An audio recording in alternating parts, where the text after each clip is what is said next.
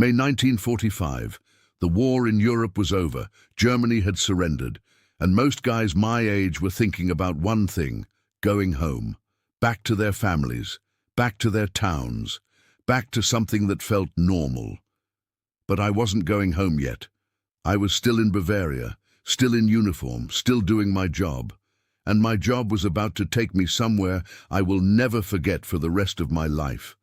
Like this video, share it with a history lover, and subscribe. We tell the stories that textbooks leave out. My name is James Walker, a U.S. Army officer under General Patton's command, and I thought I had seen everything war could throw at a man. But that morning proved me wrong. I was serving as a runner between division headquarters and General Patton's office. Not a glamorous job, but it kept me close to the action. One morning, my sergeant handed me a folder, thick as a brick, and told me to deliver it to the General's Chief of Staff.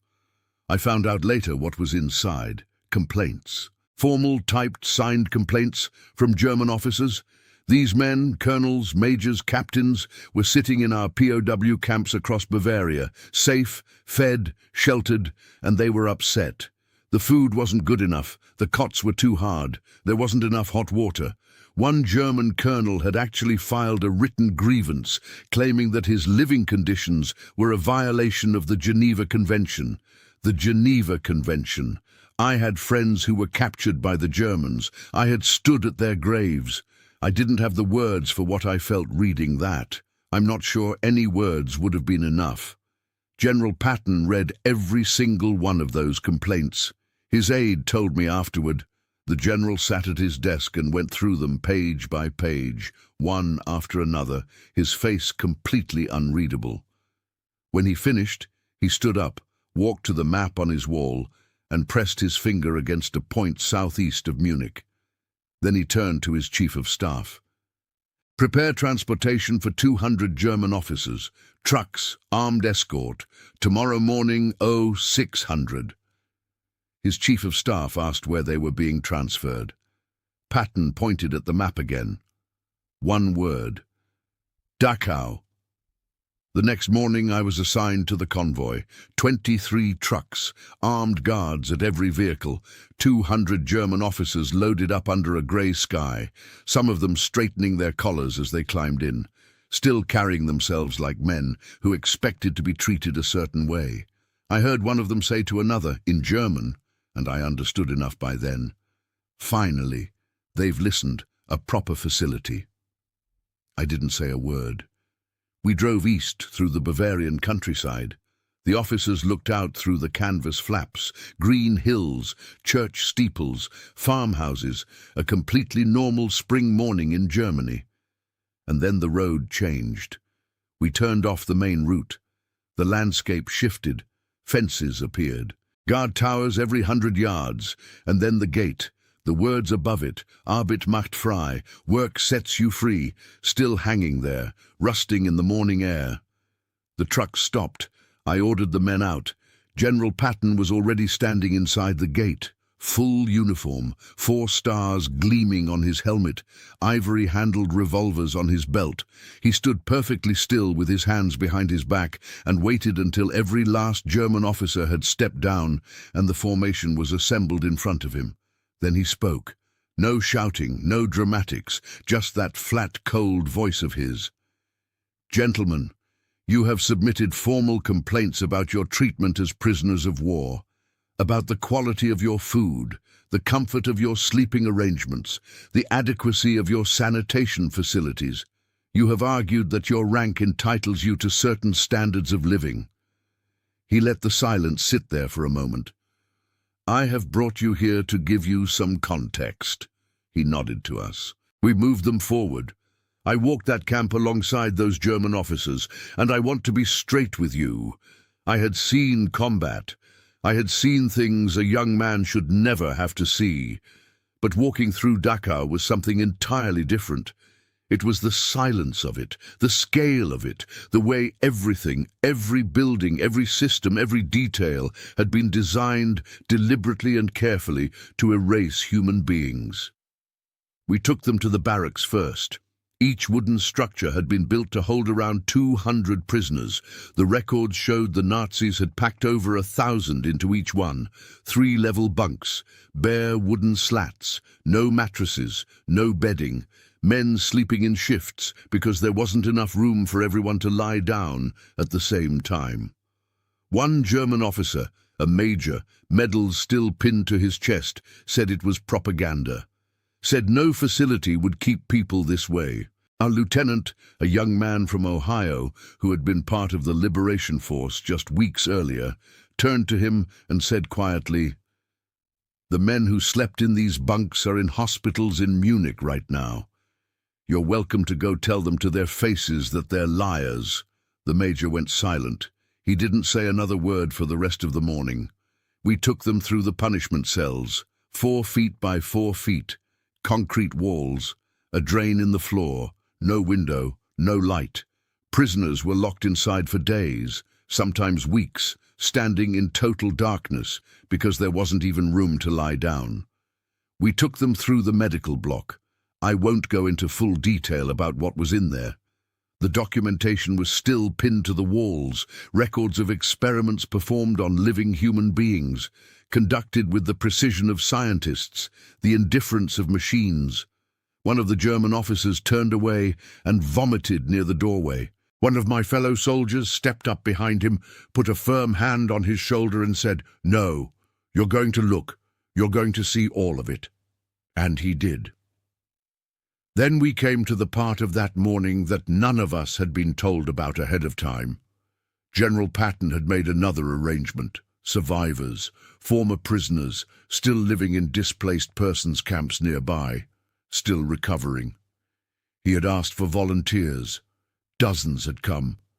They stood outside the barracks in their striped uniforms, fabric hanging off frames that had been starved down to almost nothing, some of them leaning on canes, some barely able to stand on their own. They didn't speak at first. They just stood there and looked at the German officers. I have spent decades trying to find the right words for what that looked like. 200 men in military uniforms, men who had commanded battalions, men who had given orders across an entire continent, and not one of them could hold eye contact with the people standing in front of them. I watched German officers stare at their boots, at the sky, at the ground, anywhere but straight ahead. Then one man stepped forward from the group of survivors. He was elderly, probably in his 70s, still wearing his camp uniform like it was the only thing he owned, because at that point it was. He pointed at one of the German colonels. He said, in German, "I know you. You were at the labor camp in Poland in 1943. You stood at the selection, and you sent my son to the left. He was 12 years old. You looked right at him, and you smiled when you pointed." The color drained from the colonel's face. "I was following orders. I wasn't—" "You smiled," the old man said. Just those 2 words. He didn't raise his voice. He didn't need to. Another survivor stepped forward, pointed at a different officer, another identification, another crime spoken clearly and calmly in the open morning air. Some of the Germans denied it, said they didn't know, said they weren't responsible, said they had been somewhere else or were being confused with someone else. The survivors didn't argue back, they didn't debate, they just kept looking at them. And the evidence surrounding all of us, every building, every record, every inch of that place, was louder than any denial could ever be. After 3 hours, General Patton called it to a close. He assembled the German officers in the main assembly area, the same ground where prisoners had been counted every single morning, where they had been selected for work or for something worse, where they had stood in the rain and the cold and been reduced to numbers on a list. Patton stood in front of them one final time. "You complained about your food. You have just seen a place where men fought each other over scraps, where prisoners watched their friends die of starvation while German supply depots sat within sight of the fences. You complained about your beds. You have just seen where thousands of people slept, packed together on bare wood, in their own filth, without room to lie flat on the ground. You complained about your dignity. You have just seen where human dignity was systematically and deliberately destroyed, where people were stripped of their names and given numbers, where they were worked to death, starved to death, and murdered, not in the heat of battle, but by policy, by paperwork, by schedule. He looked down the line of officers standing in front of him.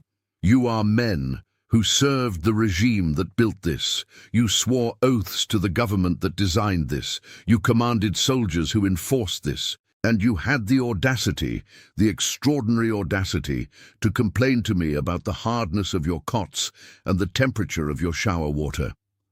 A long pause. You want to know what better treatment looks like? You are receiving it right now. You are alive. You are fed 3 times a day. You are safe. You are being treated with more basic human decency than anyone who ever walked through that gate was shown. And if you still don't understand why that is already more than you deserve, then you have learned absolutely nothing today.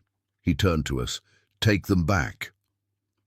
The drive back to camp was the quietest convoy I was ever part of in my entire military service. 200 men. Not one word spoken between them the whole way back. When we returned to the POW camp, the German officers went back to their barracks, their cots, their regular meals, their safe, clean, boring captivity.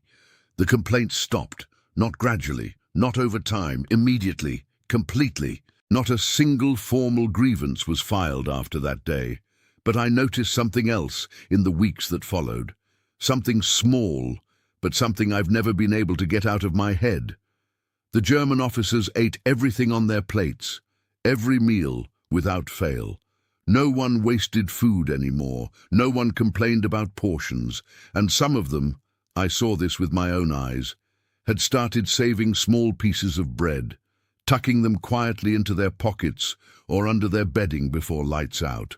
Old instincts, reawakened by one morning in a place they could no longer pretend they didn't know about.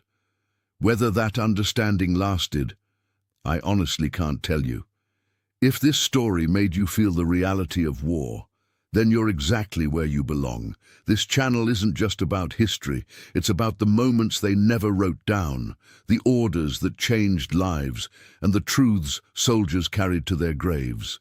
So if you want to hear more real first-person war stories like mine, make sure you hit that subscribe button and turn on the bell icon, because the next story might be even more intense than this one. And before you go, tell me in the comments, what would you have done if you were in my place? Would you have followed the order without question, or stood your ground against it? I read every single comment, and your thoughts might shape the next story. Until then, this is James Walker, and trust me, the war didn't end when the guns went silent.